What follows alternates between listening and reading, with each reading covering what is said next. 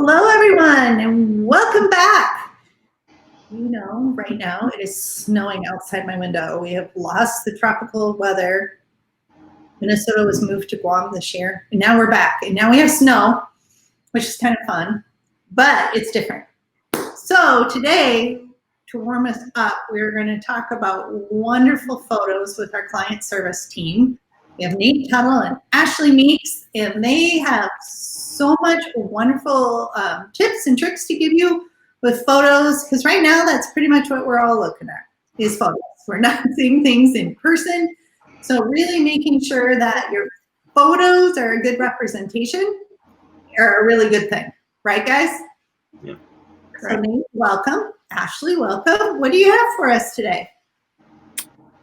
So today we're going to be showing some examples of different kinds of photos you can use for your website and talk about the benefits of the different types of photos. So whether you're using stock photography or personal photos, or if you hire a photographer, just examples of how all types of photos can work on your website and how, your website's really like your digital waiting room. So when people are looking at your business and they're looking to learn more about you, you really want to make sure that your photos are representative of of your practice. Totally. And like you said, and like I was saying, this is kind of your digital lobby now, right? Especially with curbside and things. People don't really get to see past the magic doors anymore. So what does it look like in there? Exactly. And one of the first things we ask clients as we're starting their website building process is, tell us about the tone and the atmosphere. What are some words you'd use to describe that? And so you want those photos to really bring that out as well. That makes sense. Yeah. So do you have some to show us today? We do. We can go ahead and start with the first example. So this client has 3 different locations. The video, it looks like it's lagging a little bit on the broadcast here, but they do a lot of reproductive health services. So they had a lot of really great photos of puppies that were just way too cute to not include. So this big space that you see here at the top is what you call a hero image or a hero space. So we thought that video would work great. Nate, if you want to speak a little bit to the different kinds of sizes of photos that you'd need, or like what you would be looking for as a builder for that hero space. Sure. So when you're talking about a hero space, the way these designs generally shake up is that you have they're more wide than tall. They're a landscape photo. So you want to have photos that have most of their content, the content you're trying to look at on them, near the center, and generally the best rule of thumb is you divide the photo into thirds, and you have your points of interest at each third along between the 2 sides. So you end up having photos that have all of your interest away from the edges, so that you can more easily crop them and make them look nice for the hero space. Exactly. And so this video we thought was really perfect for this space. Videos can be a little tricky for hero spaces if it's too much movement or it's too fast, and also really depending on how your website is built, where your logo's at, will kind of factor into what we might recommend for your own website. But if you go over to the next page on this site, so this is a great photo that I believe they took themselves. So they didn't, you don't need to be fancy. You don't have to hire a photographer to get really great images for your website. So if you scroll down, you can see here that we use all personal photos. So I believe the majority of these they took themselves, or they had their own clients send them pictures. So all of these fit in really great to talk about their different services. And they had such a great mix of personal photos that a photographer took for them. So I know when Nate was building the site, he had a lot of different options to choose from. Do you want to talk about that a little bit, Nate? Sure. When you're choosing photos, you want to pick something, obviously, it's appropriate to the page. and appropriate to that that feel, that look and feel that she talked about. So you end up you want to make sure that your photos all look nice and that they look right for the space.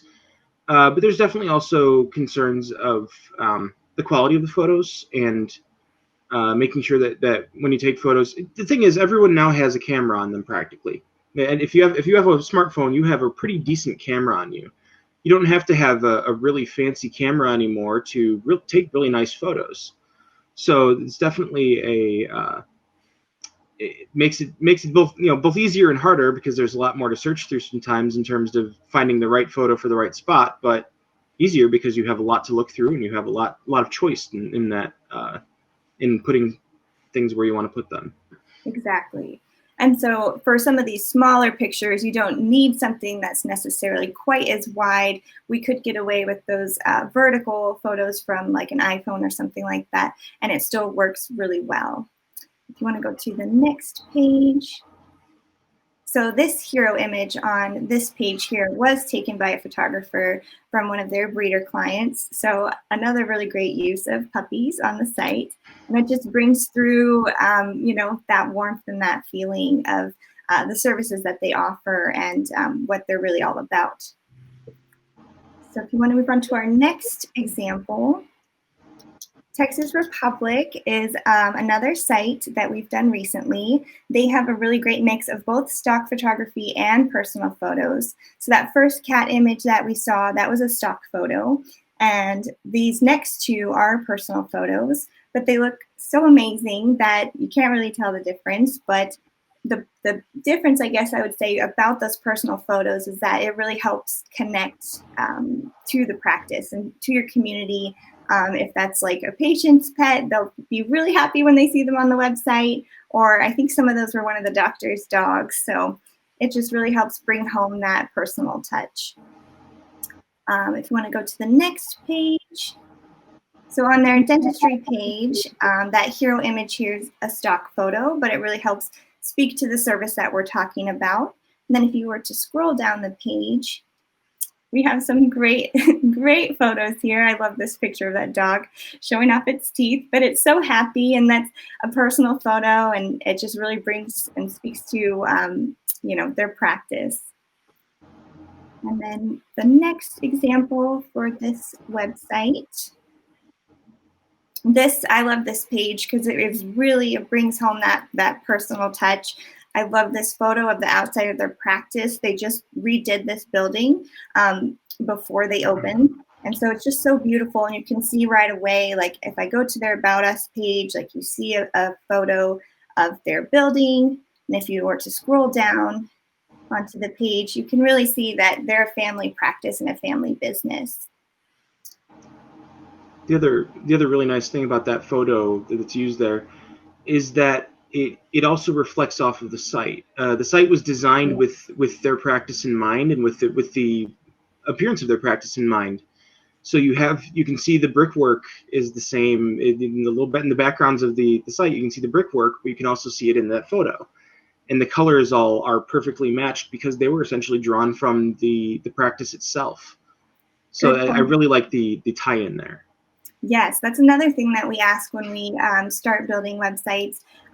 When we do our kickoff meeting, is we talk about landmarks in the area that you're in, or any physical details of your practice. Like, do you have a big fireplace with bricks when you walk in? That's like a centerpiece of your business. Do you have a big mural of your logo? What do you have that makes you stand out, or that is really a part of your brand that's maybe like a physical aspect of your space, and how can we incorporate that into your website? So we're not only thinking about the logo, but we're thinking about those textures to incorporate into the background. And so, yeah, that's a really great point. Then our next example, this one here, I just really love the use of stock photography. I feel like it really is just really bright and clean, and you just get the feel of their brand right away when you land on their homepage. So I believe is everything we have as far as examples. Was there anything, Nate, about this site or anything else that I missed? I don't think so for that site. That, like you said, it's all stock photo, but even stock photos are perfectly usable for those situations. Especially if they just haven't had a chance to get good photos of their new practice or whatever yet. It's definitely you can definitely get across the feel that you're looking for with Exactly. with the choice of photos. Yeah, and if there's like if you're in a particular location where there's something like you're by a lake or something in your city like downtown, we can find really great photos of like the city landscape that we can add to your website that just look really, really nice. Yeah, absolutely. Now, are there anything they shouldn't do? I would say avoid anything too graphic. I know Yeah. that think of it as from a pet parent perspective, like I don't want to see that. So anything too graphic, and us people who are not vets or don't work, like in the practice like that, we don't know the technicalities of the surgeries or anything like that. Like we don't know the difference. We just want to see happy, engaged pets. I So think that that's would be my probably number one advice. I think that's probably one of the more important things is that you want the people to look happy, you want the pets to look happy.